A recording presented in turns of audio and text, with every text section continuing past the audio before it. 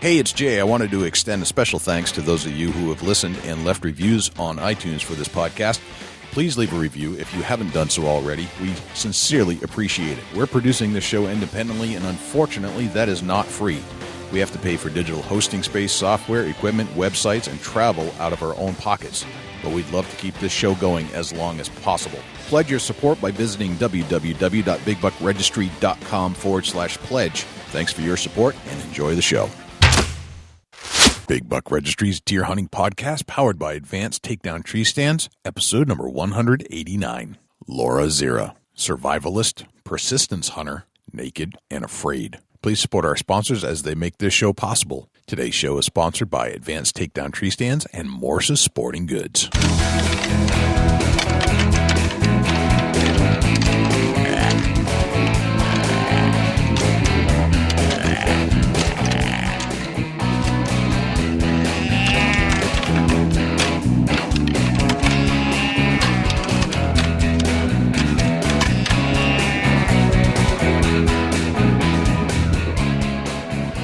Big Buck Registry is a virtual museum of hunting stories. We preserve a piece of Americana by interviewing and recording hunters about their hunts and experiences from across the country.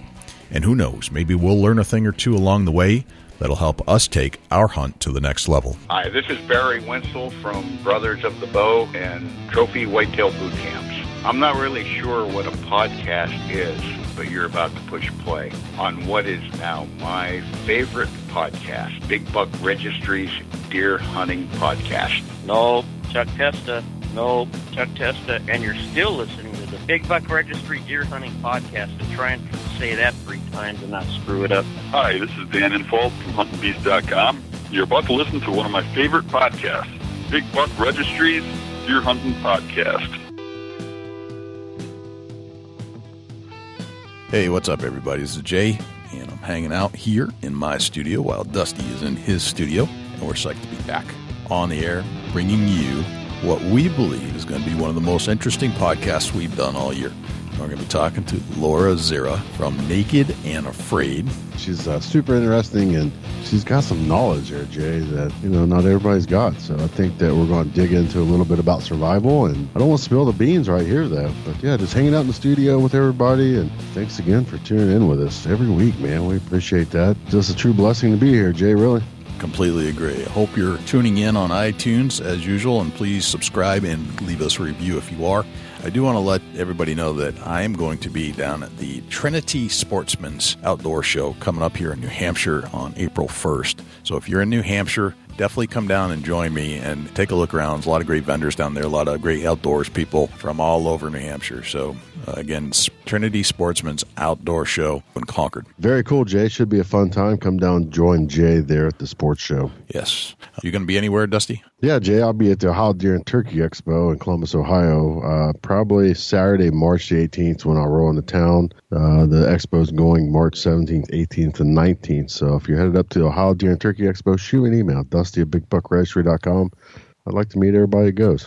Very cool. Yeah, and shoot me an email if you're going to be down at the Trinity Sportsman's Expo. I'm trying to line up a whole series of interviews down there for the day. Shoot me an email if you'd like to jump on air with me and tell a good deer story or two. Also, our harness project is still in full effect. So if you receive in your tree stand that you get one of those prepackaged free tree stand harnesses and you want to donate to the cause, just send it to us by emailing us, jay@bigbuckregistry.com or dusty@bigbuckregistry.com. I want to play some clips for you of what we did with Laura live on Facebook on Thursday. I took out some of the best clips that I could find, and I want to play them back for us right now. Yeah, let's do it. I'm really excited to be here. I just regret not having a mustache as epic as Dusty.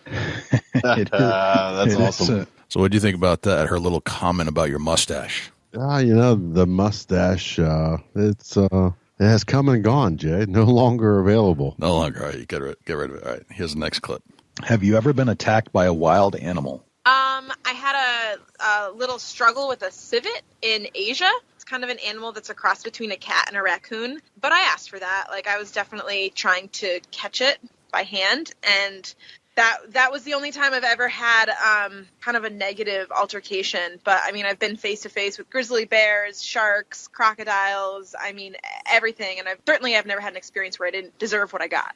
So I don't know what a civet is, but it sounds pretty gnarly. Interesting that she's been in situations where things got aggressive. Yeah, but she's not afraid of it. She's definitely not afraid. All right, let's go to the next clip. Great question from Laura from Salt Lake City, Utah. Weirdest thing you've ever eaten? Weirdest, I'm not sure. Grossest was tarantula. I had a tarantula in Colombia. I don't know if I didn't cook it right, but it tastes like burnt plastic. It was awful.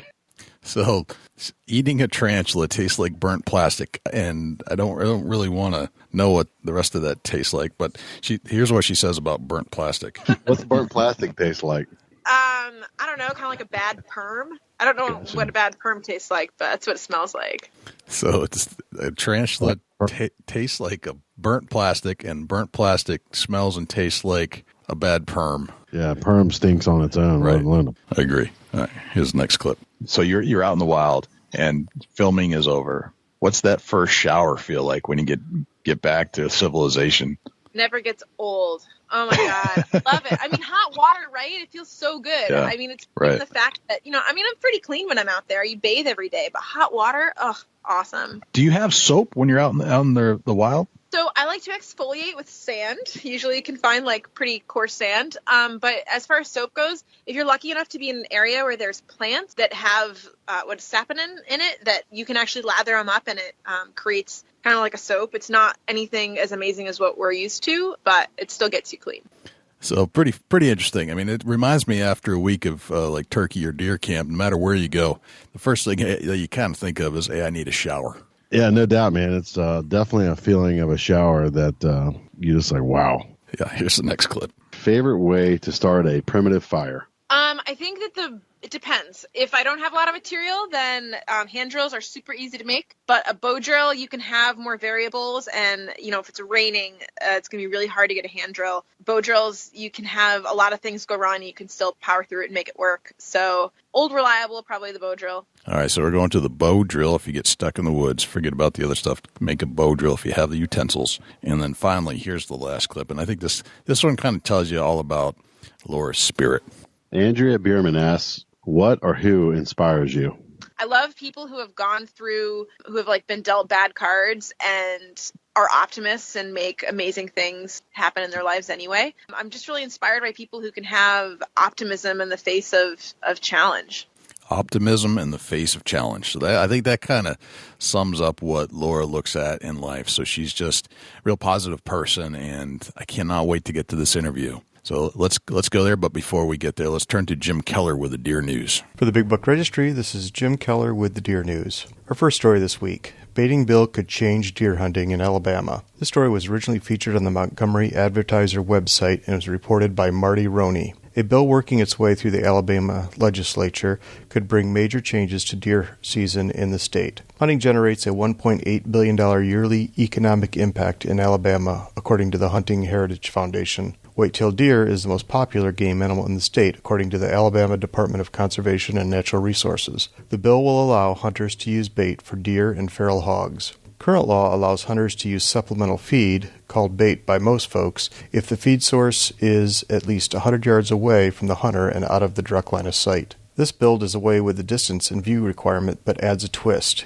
Each hunter who wants to hunt over bait will be required to buy a $15 yearly license for the privilege. The bait license will be in addition to buying a hunting license. Anyone exempt from buying a hunting license is not exempt from buying the bait license, the bill reads. Of the bait license fee, $14 will be returned to the Conservation Department, with $1 being an administrative fee for the issuing of the license. It is estimated that the annual license will raise between $1.2 and $1.5 million for the Conservation Department. The bill also is a supplement to the current baiting law. It doesn't replace it. In other words, if hunters want to abide by the requirements that bait must be 100 yards away and out of the line of sight, they don't have to purchase a $1,500 yearly bait license. The bill passed the House Tuesday and heads to the Senate for consideration. 2016 Iowa deer harvest tops 100,000. This information is from the Iowa Department of Natural Resources website. deer hunters reported harvesting 101,397 deer during the 2016 Iowa deer hunting season, which is about 3,000 fewer than were reported in 2015, but nearly identical to the 2014 harvest. Hunters participating in the early deer seasons battled unseasonably warm weather, a significant factor that likely contributed to the lower overall harvest. Hunters in the early muzzleloading season reported 600 fewer deer, and youth hunters reported 400 fewer deer than the 2015 season. The Iowa DNR has a goal to manage for a deer population that can provide a harvest of between 100,000 and 120,000 deer each year based on the recommendations agreed upon by the State Deer Task Force. This State Deer Task Force continues to meet annually prior to any deer season or license quota recommendations are proposed. New Hampshire gun owners no longer need license to carry concealed weapon. This story was originally featured on the Fox News Insider website. In the state of New Hampshire, it's now legal to carry a concealed loaded gun without a license. Republican Governor Chris Sununu signed a bill into law eliminating the concealed carry license requirement for pistol and revolver owners. It was the first bill he signed since taking office. Under the new law, anyone who can legally possess a gun under state and federal law can carry it concealed in a purse, car, or briefcase without a license. It is common sense legislation, the governor said as he announced the law.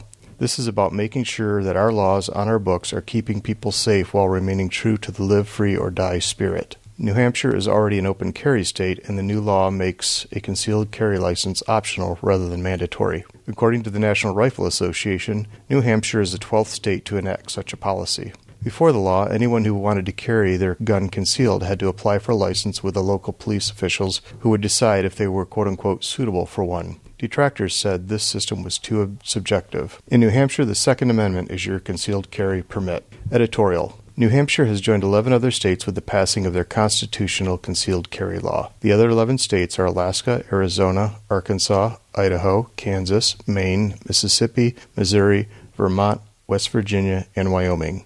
In addition, Montana, New Mexico, and Oklahoma have limited forms of permitless concealed carry laws. 31 states allow the open carrying of a handgun without any license, although in some cases the gun must be unloaded. 15 states require some form of license or permit in order to openly carry a handgun. I find it ironic that there are so many laws and rules around the carrying of weapons for law-abiding citizens. Does someone think that all these rules and laws will cause a bad guy to think twice about whether they carry a weapon or not? Since we are all good guys and gals, make sure you check the laws in any state before you decide to openly or conceal your weapon, as the laws do vary from state to state, and some apply only to citizens of those states. And let us know by email or posting on our Facebook page how you feel about laws related to carrying weapons. That concludes this week's edition of the Big Buck Registry's Deer News. For links to the stories featured this week, please check out our show notes at www.bigbuckregistry.com. If you have any ideas for future topics or have questions about any of these topics, please email me at jim@bigbuckregistry.com. For the Big Buck Registry, this is Jim Keller with the Deer News. Thanks to Jim Keller for the Deer News. Without further ado, here's Laura Zerra from Naked and Afraid. Laura Zerra, welcome to the Big Buck Registry's Deer Hunting Podcast. How are you, my friend? I am great. Thank you so much for having me. Psyched out. It was a complete random chance that we met in Las Vegas back during the SHOT Show, and we were with our friend Josh Carney, and he picked the table, and you were sitting there. And lo and behold, you sat next to my good friend Dusty, and Dusty, who is extremely talented at making friends quickly. Yes, that is what I love about SHOT Show, is you never know who you're going to end up sitting next to at dinner. Yep. And he noticed that when you've exchanged numbers that you had a 603 area code, which happens to be the exact same area code that I have on my phone. So instantly we bonded. We both knew that we were from New Hampshire. Yeah, right? New Hampshire's a small town. It really is. I want to hear all about the show you're on, Naked and Afraid. Yeah. Super crazy. Totally weird. Yeah, so we got to get into that. And then we couldn't help but notice, and certainly as we were discussing at the table in Vegas, that you've got this kind of hunting thing going on. Yes. I mean, I hunt in New Hampshire with a traditional bow, although my favorite is to hunt in Australia, where there's 6 different species of deer. There aren't specific seasons, and there aren't regulations as far as how you can hunt them. So, Laura, tell me about you. Where are you from? Where did you grow up? What was life like as a kid? Yeah, I was actually born in Western Massachusetts. Really normal, very nice family. not a hunting family, not even a fishing family. We used to go on hikes occasionally, and that was kind of the extent of things. But I was just a weird kid. I loved being out in the woods. I wanted to be out there as much as possible. I used to stalk deer and sleep in coyote dens, and I was just really drawn to being outside.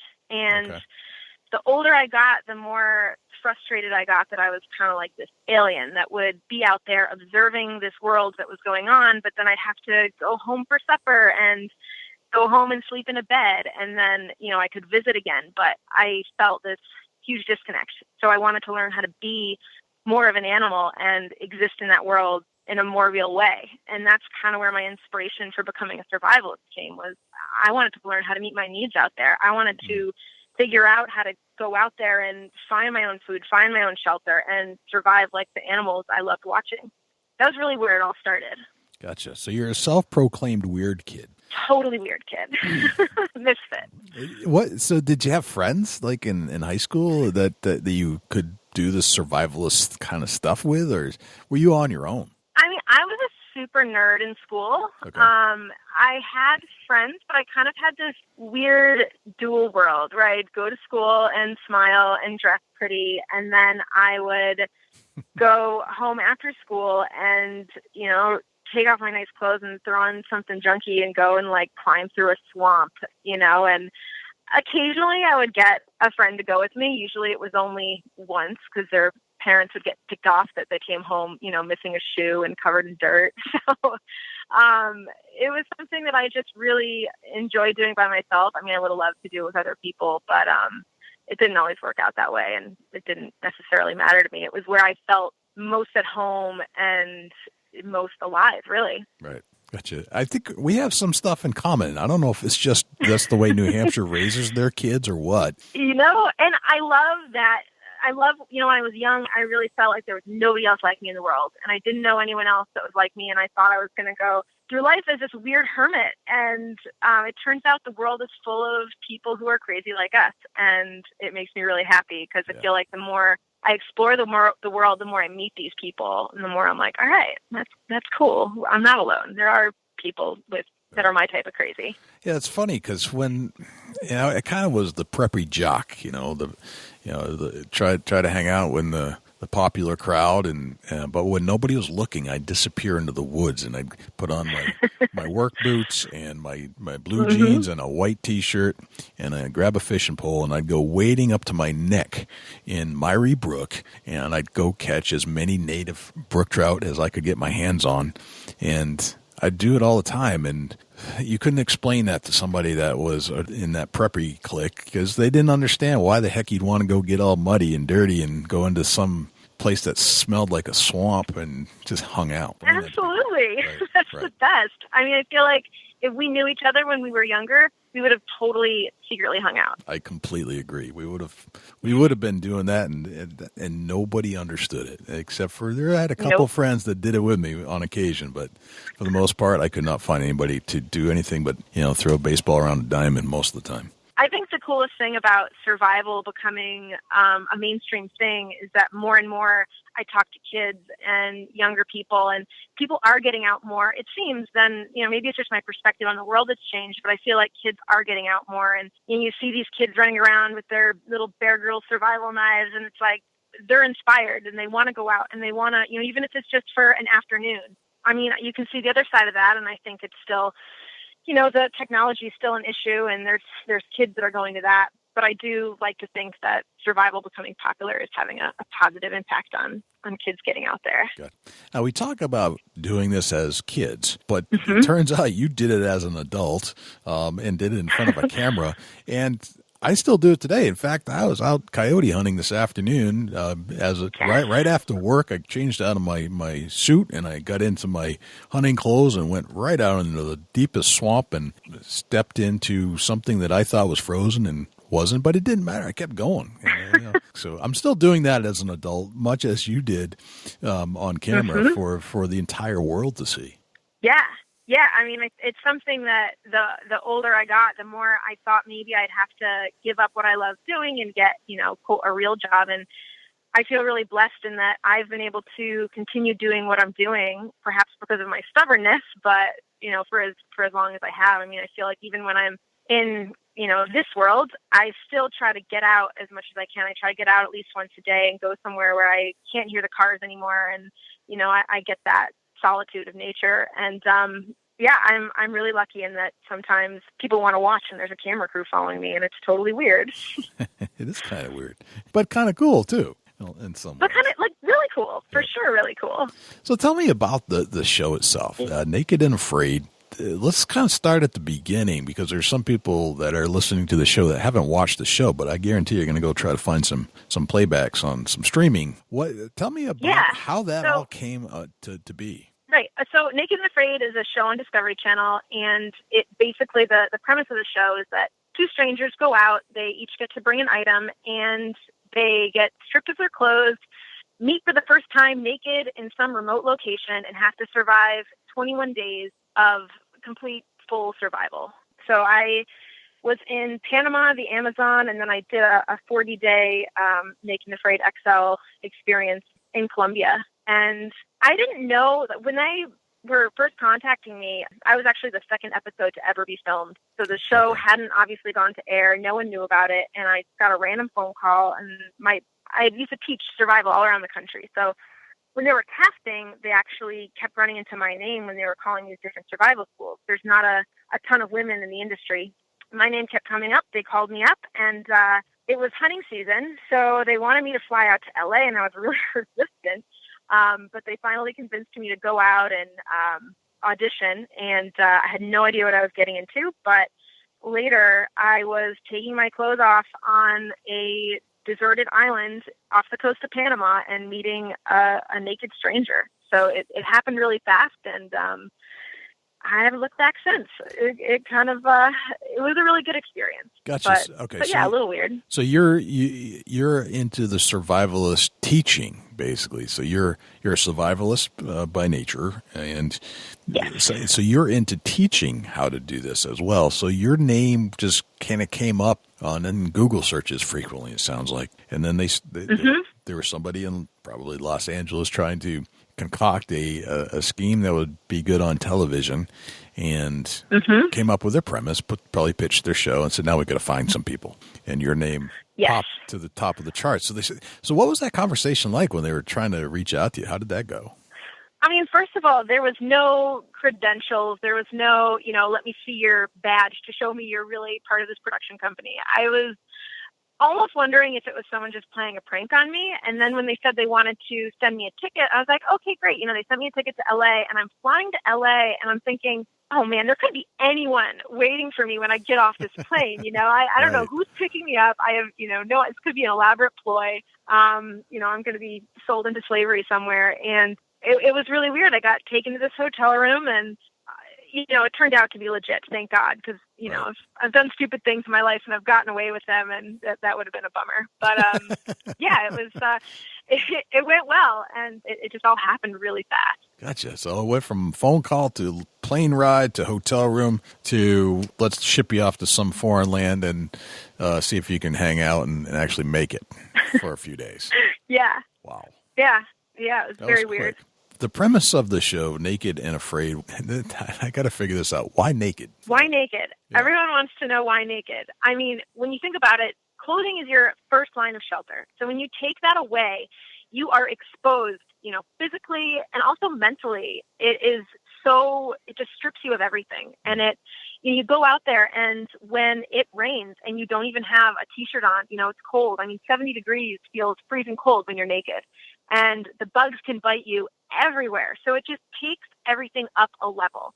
I mean, you have the mental aspect of it for sure. People are not used to being naked, and certainly it's weird when there's, a full camera crew that's fully clothed. But it's something you forget about that part of it, because the immediate thing that happens is you realize how serious it is, because you need to start meeting your needs. You don't even have anything on your body to protect you. So it makes everything that much harder. And it's also really interesting. I mean, who is going to be flipping through the channels and see something called Naked and Afraid and not want to tune in? I mean, It's brilliant marketing. Yeah, it definitely it sells the television show right away. No question about it. For someone that's just wanting to, or thinking about tuning in, I've got to look at that. I'm not sure why they're naked or why they're afraid, but I'm in. Right.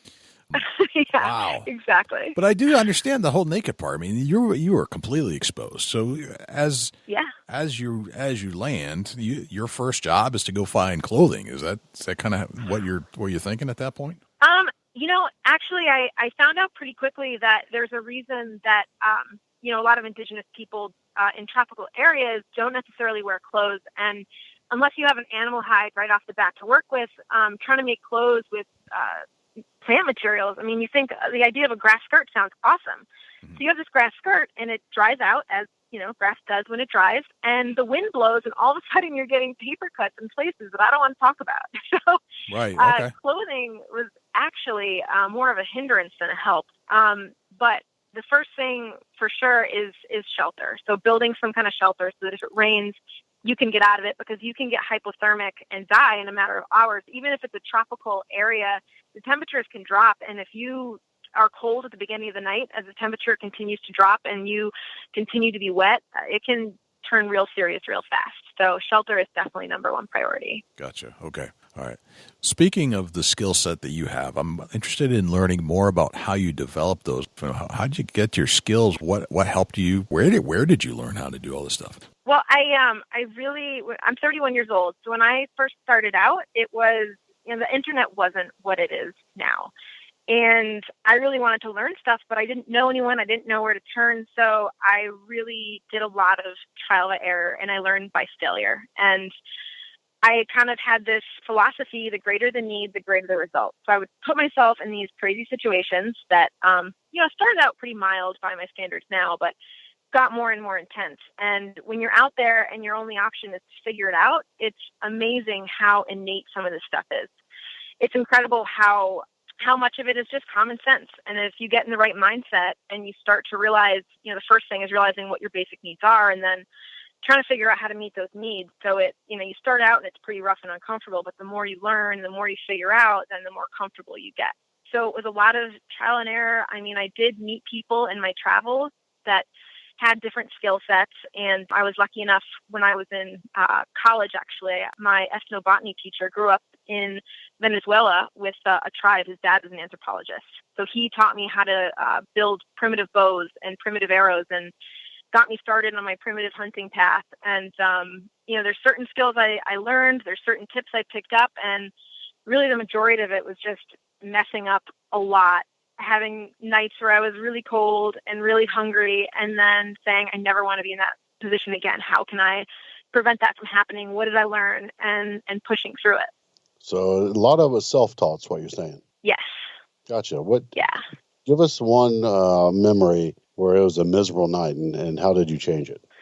The first night I went out and decided to build a debris shelter. So a debris shelter is a really basic shelter, usually kind of looks like a little mini A-frame, and you can make it very easily out of sticks, and then you pile leaves on top. And really simple. It's like building a fort when you're a kid, So I go out and I build what I think is this great shelter, and I'm really excited to spend the night. And there's, a forecast for a light drizzle, and I go out and I don't bring a flashlight, because that's my philosophy is if I have a flashlight, then I can walk home.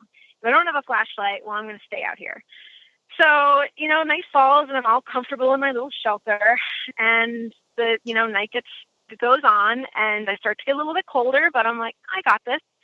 And it wasn't the middle of the winter or anything, it was probably early September. And so, all of a sudden this light drizzle starts falling, and I'm laying there like, oh, my shelter's working. This is great. I'm not getting wet. I got this. And then the rain continues to fall. And I learned pretty quickly that you need so much more material on there than you think. So you actually need like 3+ feet of material on top of you to divert the rain enough that it's not going to come through and get you wet. And I had maybe a foot. And after about 15 minutes of it raining, I was completely soaked and freezing cold, and I couldn't get back. And I shivered my way through the night, and I swore I'd never do that again. So I learned really quick, all right, always overbuild things, because, when you have the light and you can do that, you're not going to be doing it at night, especially when you're cold.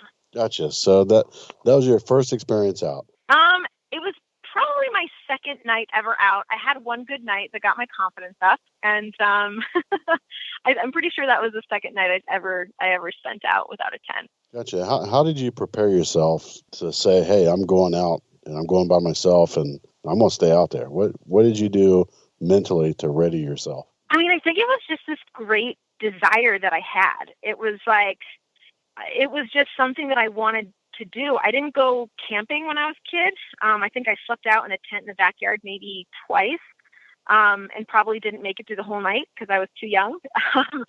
So it was kind of a trial by fire, but it was just something I wanted so bad, and I had spent so much time out in the woods otherwise that I wasn't scared of anything out there. And so, I just wanted it. Gotcha. How long did it take before you felt like you had enough experience by yourself to think that, you're a successful survivor in the outdoors? Oh, I mean, I'm still convincing myself. I think, one of the biggest things I can do to ever humble myself is to go out and have these experiences again and again and again, because there's always something new I learn. And even though, it's probably a couple years before I started feeling like I was getting it, but there's still times when I go out where I'm like, all right, yep, definitely learned something there. Definitely not going to do that again. And that's what I love about surviving in the wild, is that there's always ways to make it harder. There's always a new environment, and there's always, a different twist on things that could happen. And so it's always a new challenge, and I'm always learning. And I love that about it, is I never feel like I'm going to be like, oh, I have this 100%. It's always something that's teaching me. Gotcha. Okay. Yeah, that makes sense. And I'm sure that you learn every time you get in a survival situation. Is that correct? Yes. Every single time. Gotcha. Okay. Is anybody, like friends or family, who's somebody you can learn from? That's a great question. I mean, I feel like every person does it a little bit differently. So sometimes I'll go out with, friends I've met in the survival community, and we all do it differently. Some people will have little tricks, and you'll watch them. You're like, why do you do that? I'm always learning. I mean, I think I love going out if I'm in a new place, like going out in Australia and seeing how Indigenous people live there and learning tricks from them. I mean, there's certain things that you only learn when you have a history on a piece of land. And so going out and, having them know, all right, well, when this flower is blooming, this certain kind of fish is feeding in this certain kind of way in this body of water. And there's stuff like that you would never know if you just traveled in a landscape. But people who have lived and have a connection with a certain piece of land, I think that's who I can really, really learn stuff from. And it can be someone, whose family lived for a couple generations on the same piece of land in, Ohio, let's say. But there's always something that you can only learn from being in one spot. So that's probably, I like talking to people who are native to a piece of land. Gotcha. That makes sense. Then it definitely, you learn to, just speaking from experience, when I went to New Hampshire, them guys sent me on my own, and I'm not used to big woods, and it was definitely a unique experience, scary, but I learned a lot for sure. I could go there now. Yeah. I could go there now and be comfortable, and it took me a few attempts going into the big woods to lay it out mentally in my mind, to be able to return myself back to the starting point. And that's something that it did. It took me probably fourth or fifth time being out there to finally set in that it's different than Ohio. Ohio's flat, a few acres of woods here and there. But you get in the big woods, it's intimidating to start out with, and it's definitely overwhelming with all the visual take-ins that you run into along the way. But I'm going to run through kind of like a list of questions for survival situation. Let's say we're going out on a journey and we get lost in the wilderness. What's the first 4 steps? Absolute first thing I would do is build a shelter. And it doesn't matter if you're just, you're getting dark and you think that you're not going to find a way out. I mean, start building a shelter, because it's way easier to just stay there, spend the night, be warm, make it through, than try to wander around through the dark. Anyone who's ever been out longer than they thought and are trying to make their way back in the dark, it not only is really difficult and frustrating, but you can get really hurt that way. It can be really dangerous. Yeah, build a shelter first and foremost, and make it as intense as you possibly can. A lot of people immediately start thinking about food in a survival situation because we're so trained that we need these 3 meals a day, but that's what's going to kill you last. That's the absolute last thing I think about. Building a shelter, absolutely. If you have time, to build a good shelter, if you realize that you're lost and it's, 2:00 in the afternoon and you only have a few hours of daylight left, that's absolutely what you need to spend the rest of your time doing. You can go 3 days without water. So yeah, you need to worry about that, but not right away. But build your shelter 100%. And then, waking up the next day, I've been turned around in the woods before. I've had to spend the night out there. And, I always try to, if I think I can get out and it's not going to be I've never had to camp out for, 30 days because I couldn't find my way out. I normally start trying to walk the next day, and I normally try to find some kind of body of water. And, we all know water likes to run down, and streams join bigger streams, and those bigger streams join rivers. So that's usually a good way. Rivers usually eventually end up following or going to civilization. So that would be my game plan. What choosing a shelter site? How important is that? Super important. Yeah, definitely. Like, you don't want to be in a gully where the second it rains, you're going to get flooded out. You want to be somewhere. A lot of people think they want to be in the middle of a really deep, thick patch of woods. Well, if you're spending the night there, that's fine. But, a lot of times those places have ground that's wet and cold all the time. But you don't want to be too out in the open either, because then if a storm does come and you have a shelter that's made of leaves, the leaves are all going to blow away. So it's all about finding that happy medium. Like, I try to set up my shelter, whether it's long-term or temporary, kind of on those edge zones, the same way animals like edge zones. Edge zones are great to camp out on, because you have that, it's the least extreme. You're not in the extreme dark, wet depths, and you're not fully exposed. It's going to dry out more because it's going to get some sun, but you're going to have some protection from the wind. So that's really important. And if you think you're going to be there for at least a couple of days, you really want your water source to be close by as well. Gotcha. What's your most important survival tool that you would pack with you? A knife, hands down. Any situation, you can get by without anything else. If you don't have a knife, anyone who's ever tried to survive using stone tools will tell you it is the worst thing. It just makes everything so much harder. And you can do it, but it sucks. So if you have a knife out there, it has a million uses, and it is, it makes everything easier. You can make a shelter. You can, get fire. You can meet all the rest of your needs just by having that one item with you. Best survival tip? Best survival tip is definitely just to have the right attitude going in. The moment you start to panic, the moment you freak out and think, "Oh no, this is really bad. I'm lost. I'm in trouble," your odds of survival start going down. And it's easier said than done, because when you're really out there, that fear is real, and we don't learn how to deal with that fear anymore. We don't ever have to deal with that in our normal lives. So being able to sit back, if I was lost, I would tell someone the first thing you should probably do, even before building a shelter, is sit down for a minute and just take a few breaths and use that fear to get to work, as opposed to just panic and try to get yourself out of the situation. And as hunters, I feel like a lot of us have been in that situation where you have that moment where you're like, "Oh no, wait, which direction?" You get so into the moment and you're tracking a deer and you get completely turned around, and it can be really scary, and that's when people make mistakes. You'll find people who have literally walked themselves in circles so many times that they're covered in sweat, and then night falls and the temperature drops and they freeze to death because, they're soaking wet now, and their clothes are soaking wet, and it can get dangerous. So being calm and having your actions be, just really well thought out. And even if you're working hard, just having those actions be non-panicked. It's so important to have a good mental state. Is there any way that you can prep yourself mentally for a scenario like being lost or stranded in the wilderness? I think that's one of the beautiful things about people learning survival skills is they start to, or even if you just read about it or think about it or research it, when you start to understand it more, and you can kind of transform things from, I have to survive this horrible night in the woods, to, I have to build a temporary home for the night. So the more you know, really, it's not even about the actual facts that you know. It's about having that confidence because you think you know something. So if you're completely oblivious and you've never heard the first thing about survival and you get lost, that fear is going to be more real, and you're going to have more of a reason to be afraid. And building that confidence through knowledge is huge in my eyes. Gotcha. Makes sense. It definitely makes sense to have some knowledge before you get in that situation.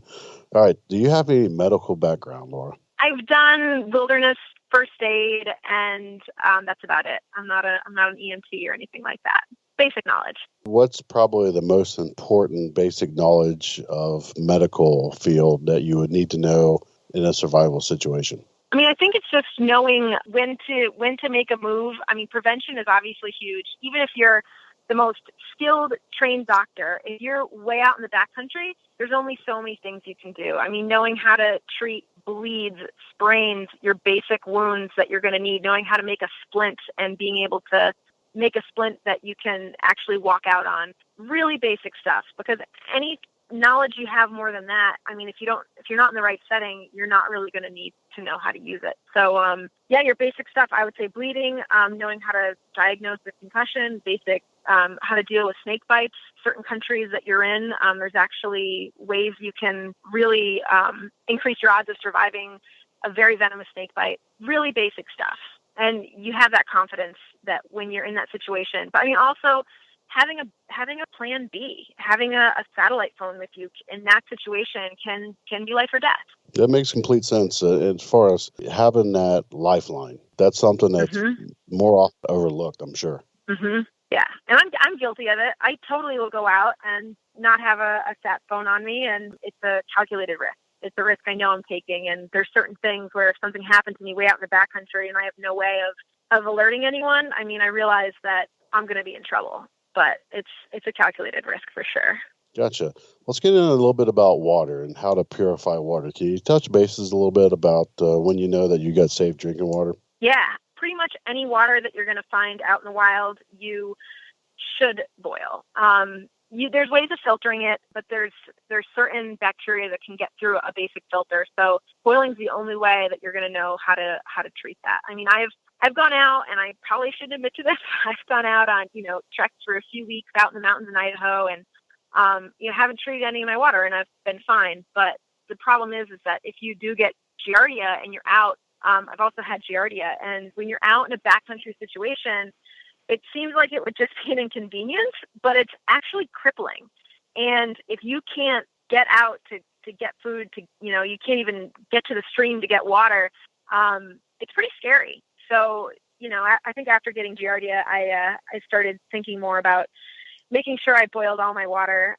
You don't always need a pot to do it. If you don't have a metal container, one of my favorite things to do is rock boiling.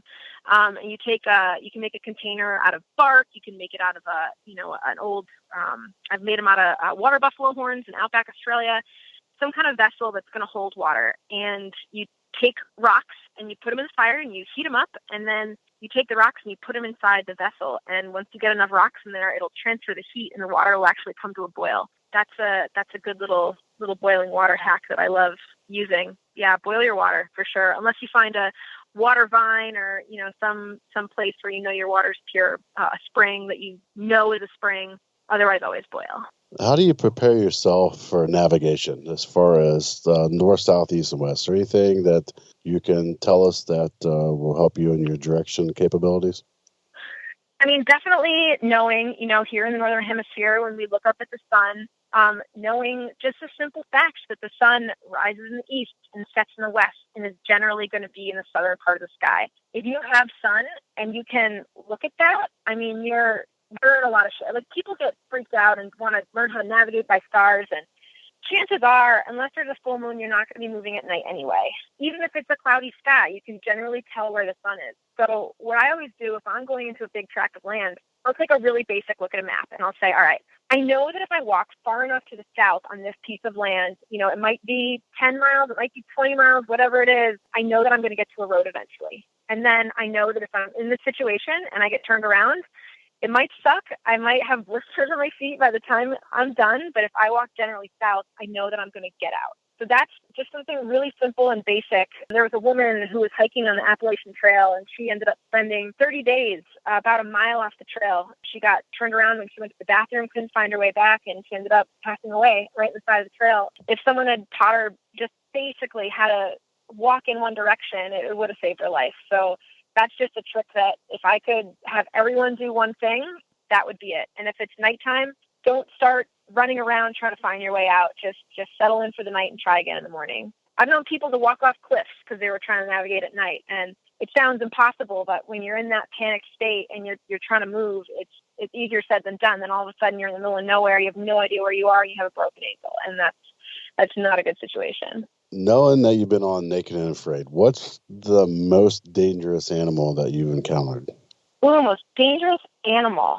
I mean, I think that, to be totally honest, I've been around people who don't have awareness around snakes, and while snakes are, the sweetest creatures who don't want to hurt you, if you aren't paying attention in certain environments, that's probably the quickest way to injury, to potentially fatal injury. I've had to pull people back as they were a foot away from stepping on brown snakes, which are one of the most venomous snakes in the world.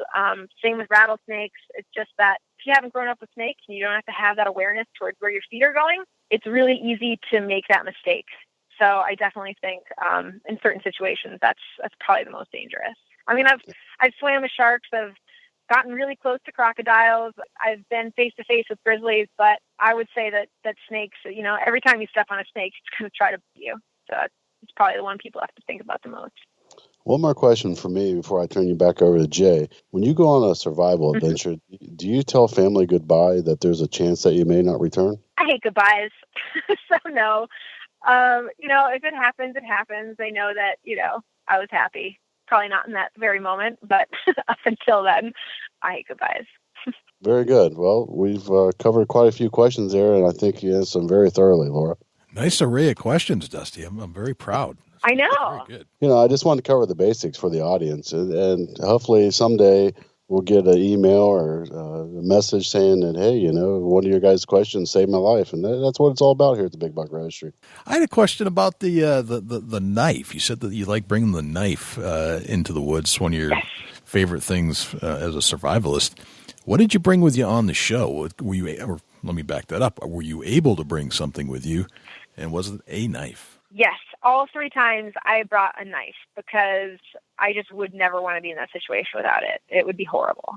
Okay. All right. So premise of the show is you get to bring one thing, and that was your choice. Mm-hmm. You mentioned that something about tracking deer as you're going through all the questions with Dusty, and I want to get into some of your hunting skills. It sounds like you've got some going back to your childhood almost. I'm not sure, but I want to explore some of this stuff. Yeah. Because, of course, this is the Big Buck Registry Deer Hunting Podcast. We like to talk about hunting. The survivalist thing is fascinating to me. That's a whole aspect of life that, you have some of it as a hunter naturally, and certainly being in New Hampshire, the navigation skills are, they're usually pretty high. If you're a hunter in New Hampshire, you kind of need that. Otherwise, a lot of people get lost. Mm-hmm. Yeah. What about the hunting aspects of your life? Tell us about when did you start going hunting? And I mean, it sounds like you spent a lot of time in the outdoors, but when was your first introduction to hunting itself? So my first introduction was when I started building my own primitive boats. That was back in, I think, 2003. I actually went hunting with a bow before I went hunting with a gun. It was something that I just really wanted to, I was really passionate about tracking. That's kind of how it started. I wanted to get close to animals when I was younger. I spent a lot of time out there with them. And so I would, learn their habits. I would learn, where they would bed and where they would feed and how predictable they could be. And I loved, going out and looking at tracks and making a prediction and then trying to see if I could verify if that was right or not. Like if I could somehow see that the animal was, a decent sized buck or like a pregnant doe or whatever. And, I used to set up sand out in the middle of the woods. I would clear all the leaves away, and I would, I would make a little perfect area so that I could clearly see the tracks. And as time went on, I really got more into my tracking skills, and, I would see if I could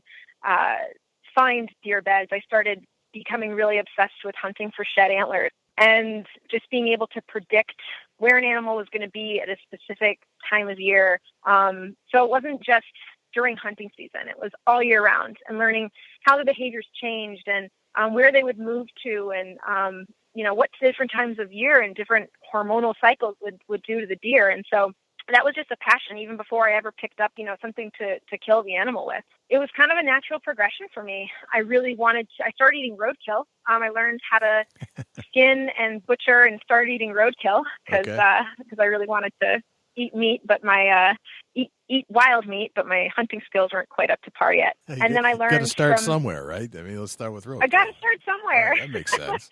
Absolutely. I started learning through my ethnobotany professor, Manuel Zeralde, who was an amazing hunter, would build all of his own bows, make his own arrows, and he would go out hunting. And so I think when I first asked him to teach me, he probably thought I was a little bit crazy and, not serious, but I really persisted and I really pushed him into teaching me. And I started learning more and more. And, eventually I was traveling a lot, and I was also working as a butcher and a taxidermist. I really wanted to get those skills down. So there were whole hunting seasons where I couldn't hunt because I had to be in the shop the whole time, which was really hard because there was, I think, part of my ego that was involved in having to have proof that my skills were where I said they were. Even the years where I didn't hunt, it was still like I spent all my time. I mean, I'd go out tracking, and it was more about finding the animal. I mean, for me, it's as amazing as we all know, how it is to kill this monster buck. It wasn't about that necessarily. It was about the hunt, and it was about going out. I mean, I think most hunters that you talk to, it's if you go out on opening day and your hunt's all of a sudden over because you take a shot and you fill your tag, it's like you're excited, but it's almost disappointing because you don't get the experience. And I just became obsessed with the experience, and it's like a game. You think something, and then it still would be amazing when you succeed in your hunt. And so it became like a lifestyle. Gotcha. You mentioned something in that the shed hunting. So you became obsessed with shed hunting. Where did you shed hunt, and what types of techniques and what types of things did you pick up that you found useful and effective for finding sheds? Yeah, I mean, what I love about shed hunting is that when you go out, if you're going out and you're going after a deer, when you get close to it, unless you see it first, it's going to take off, right? And so there's this. You'd be walking blindly through the woods and spook a deer, and then you think that you were on point, and you may or may not have been actually tracking that deer. What I love about shed hunting is the sheds don't run away, so it actually makes it a little bit more difficult because you can walk right over one, and if your awareness isn't on point, if your eyes aren't trained to see something that's out of pattern with the landscape, then you can. I've literally seen people. My first shed I ever found, I was leading a tour in Arboretum at my college, and I watched the person in front of me step on an antler. And I was freaking out because I thought they were going to find it. But it's like you have to have this kind of awareness, but you also need to know animals well enough. I mean, there's massive tracts of wood, but there's only one area in there that the animal is most likely going to drop its antlers. And so the more you get to know animals, even the more you get to know a specific animal, the more likely you are to find his antler. So I just loved the challenge of it. I started shed hunting in Connecticut when I was in college there.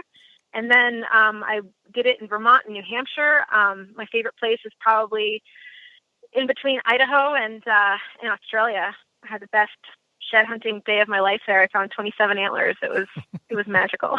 That's a good day right there. Wow. That was a good day. Gotcha. So what types of styles of hunting do you enjoy these days after you learned how to hunt? What styles did you start to adapt to? Well, I really love primitive bow hunting because that's kind of where I started. I switched over to rifle hunting for some time if I only had a limited amount of time just to make sure that I had my freezer full. Yeah. But over the last few years, I got into something called persistence hunting, which I learned how to do in Australia. And basically it works on the philosophy that as humans, the reason that we're hairless is because we can expel heat very easily. Okay. So the idea is that our ancestors, they didn't have this technology that we have today. So in order to get meat, the most very primitive, basic way of hunting was actually running these animals down until they were so tired they couldn't run away from you anymore. So we might not be able to outrun a deer, but if you push a deer and push a deer and push a deer, they're not meant for long distances, and eventually they will tire. And it's something that I didn't necessarily think was humanly possible. I kind of thought that we've all become civilized and soft. Right. But in Australia, it's a forgiving terrain. Even though it's, hot and sparse, you can see the animals. You don't have to spend your time doubling back and figuring out if you're, tracking properly. You can see animals quite a distance away. So I started persistence hunting feral goats over there. I was totally hooked. Gotcha. The first time I succeeded, I didn't think it was humanly possible, and it completely changed the way I saw hunting, and it felt like, I'd reached my childhood goal of like wanting to be this feral animal out there. That's cool. So it's called persistence hunting. And, yes. And you're usually gotten in tune with your natural biology and using that to your advantage.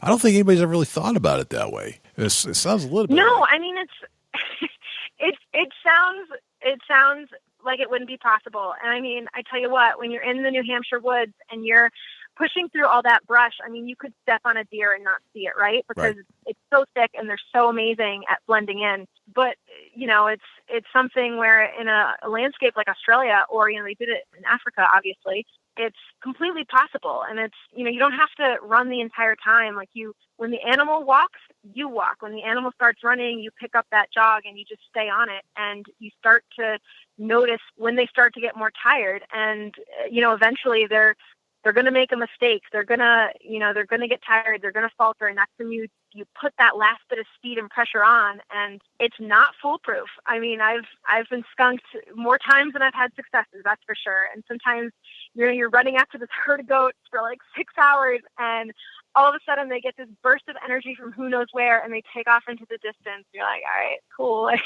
see you guys.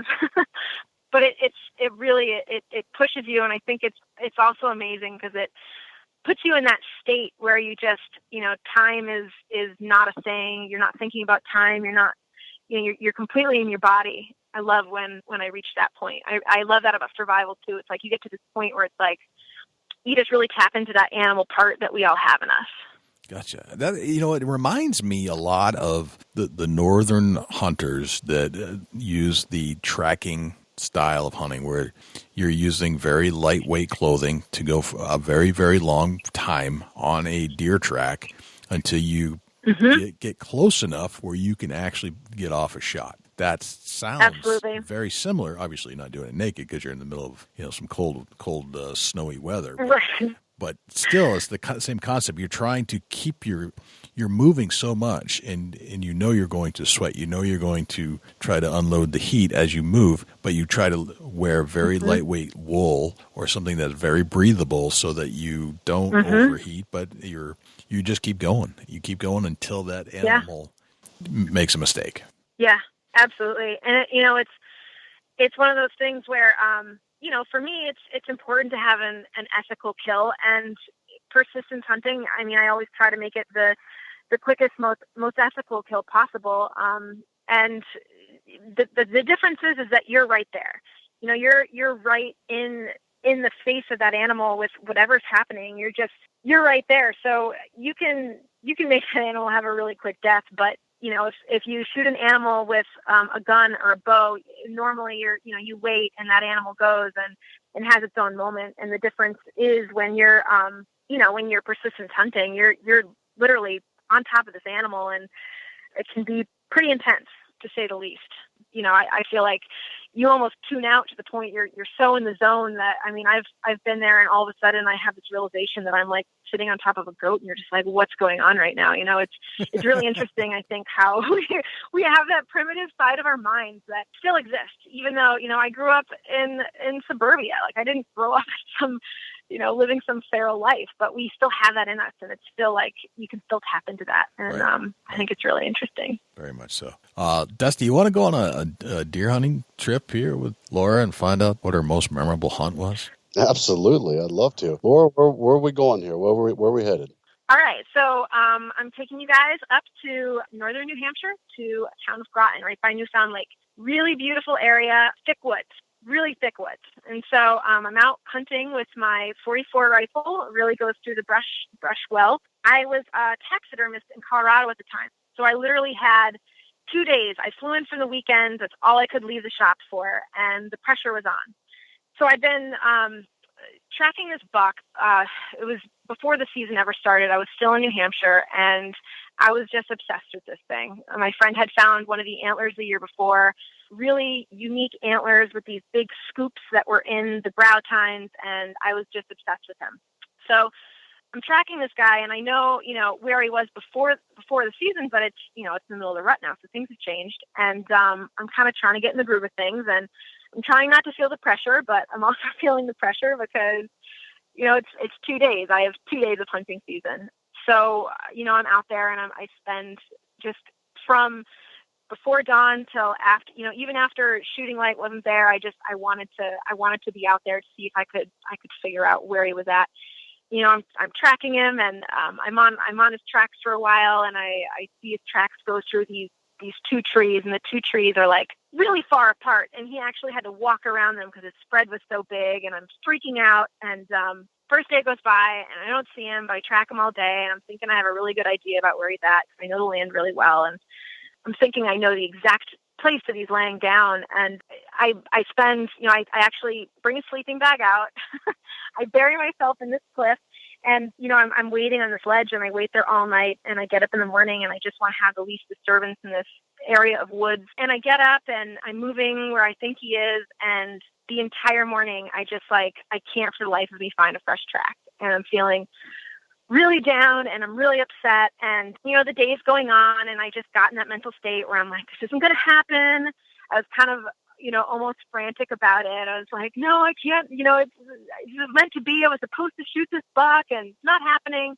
And I was actually walking underneath this ledge, and it was in an area he was hanging out in this really ledgy area, and the sun was going down, and it wasn't past legal shooting light yet, but I'd given up. And so I had the rifle slung across my back, and I'm walking along, and there was like the littlest bit of fresh powder, and I was just super bummed. So I'm walking along this ledge, and all of a sudden, like, the tiniest little rock falls down this ledge and lands right at my feet. And I look up, and this buck literally jumps through the sky, like, over me. I made jokes later that it was like a Pegasus, it was just like soaring through the air brilliantly. And I swear to God, my jaw was on the ground, and I didn't even touch the rifle. I watched him fly over me, and I couldn't believe, he landed on this, it was like a goat. He landed on the ledge below me, and he took off, and I didn't get him. I didn't kill him. I didn't shoot a deer that whole season. I ended up tagging a roadkill deer on my drive home, and I got my meat. It was one of those things where I knew where he was, and I knew that I knew where he was, but I couldn't make the connection, but then to have that affirmation and having him jump over me like that, I mean, it's probably the closest I've been to a deer's feet. Wow. And, that's probably my most memorable hunting moment, was just being like, all right, that's cool. Like, I felt vindicated. And, I think I also had a moment of dealing with my ego and being like, it sucks to be the badass taxidermist butcher and to go a deer season and not kill a deer. Like, you feel like a failure, and dealing with that part of my ego, but knowing that I was right there, and knowing that I did know where he was, and knowing that I was in the right vicinity, even when I started to doubt myself. So yeah, I'll never forget that buck. Well, that's intense. That's intense. I don't know anybody that's ever said that they had a deer jump over the top of them as going from ledge to ledge. That's incredible. It was amazing. I'm telling you, these New Hampshire deer, they're rugged. I'm telling you, the New Hampshire guys are rugged too. You ought to see these goats I hunt with out there. My gosh. It's amazing. But I can see how that happens. There's you hunt some of those ledgy areas. That's where they kind of hide out. And if you just happen to get into their zone or their little bedding area like that, where it's very rocky, I could totally see that happening. Wow. And I feel like he probably, I don't know if it was like he smelled me, but didn't see where I was, because, it was really normal. You think he's going to slink uphill. He's going to not be jumping over me as his best option for escaping from the situation. Right. I don't know if the sound was blocked because of the way the ledge was, and he just smelled something and took off, or, what made him do that. But, it was, I wish I could share the image in my mind with you guys, because it was really cool. Right. I mean, they mess up too, and they get confused. Absolutely. I've seen them. You can tell they're smelling something, but they can't tell what direction it's coming from. Maybe there's a swirling wind or something like that. I've had deer come up on me like that, and then I can tell they're alerted. Like, they know I'm there, but they don't know exactly where. Then all of a sudden they come right at me, and that's right. The same kind of thing. Yeah. Yeah. Very cool. The best. Just talking that you had a memorable moose hunt. Can we go there real quick? So I only had one moose hunt. I went with my friend up in Maine.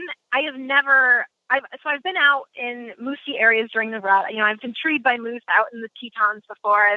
I've had close calls where I see how crazy they were, but going out and hunting moose in Maine and being out there when, it's again, Maine, obviously really, really amazing clear cuts that you can hunt. But once you get into the thick areas, these clear cuts, some of them are really overgrown and you can't see a moose until you're almost on top of it. And they can't see you and they're so blinded by their hormones that, they hear something walking loudly through the woods and they're going to come right at it. And so, I think that was the most intense part about it, was going out there and just, having to be loud in the woods was something completely new to me, like going through and pretending you're a moose and like sloshing through these swamps and like raking stuff across trees so that they think you're a moose. Like, it was completely against any instinct I ever had of hunting. And so that alone was one of the most enjoyable things. When I felt like a kid stomping around in puddles. And then, the amount of moose that you had come on, like me and my friend Duke, who I was hunting with, we turned up, I think 3 moose in the first day, just because, they were everywhere. And coming from a place like New Hampshire, where the moose population is doing so poorly, it was really good to see how good they were doing up in northern Maine. I don't know if that's still the case. We were going through this really thick, remote area, and moose walked right up on a moose. Didn't have the option of turning him down, because it was that moment where you knew that if you didn't take action, he was going to come, right at you. And I was hunting with a gun. I had a 7 mag, so it was over quick. But carrying the moose out was, I love hunting because it's not just that moment. There's so many other parts of it. And I really wanted the hide. I wanted to have the whole hide. We were just doing a European mount in the skull, so I wanted the entire hide to tan it for a bedspread. So I'm packing this hide out, and the hide weighs about as much as I do. And I'm really unsteady going through these swamps, and I have this, pack on my back. And of course I sound even more moose-like, but now I'm covered in moose. And, hearing these moose coming at me through the trees and not knowing if I should dump and try to get up a tree, but I don't think I can get the pack off quick enough. And that's probably scarier than any grizzly encounter I've had, just trying to get that moose out of there. I really want to go on another moose hunt. That for me, like going bow hunting for a moose would be probably one of my ultimate hunts. Very cool. Oh, very, yeah. very cool. I think the moose population in New Hampshire might have taken a turn for the better this year. And really, that's awesome. Yeah, the reason I say that is that we had a really, really dry year in New Hampshire, so it's basically knocked down the ticks, and the winter tick was what was killing off all the moose for the most part. So I think what we're going to see is a drastic reduction in tick population, which should help future generations of moose. I don't think we're out of the water yet, but I think it should help them regenerate a little bit.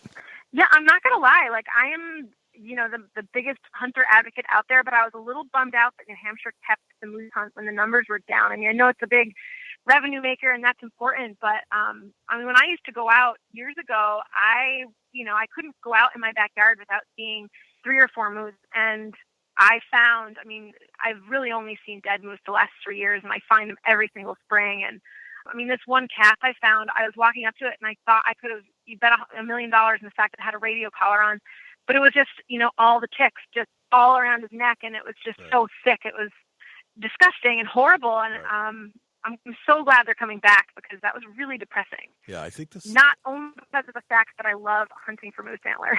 Right. Yeah, that is a cool aspect.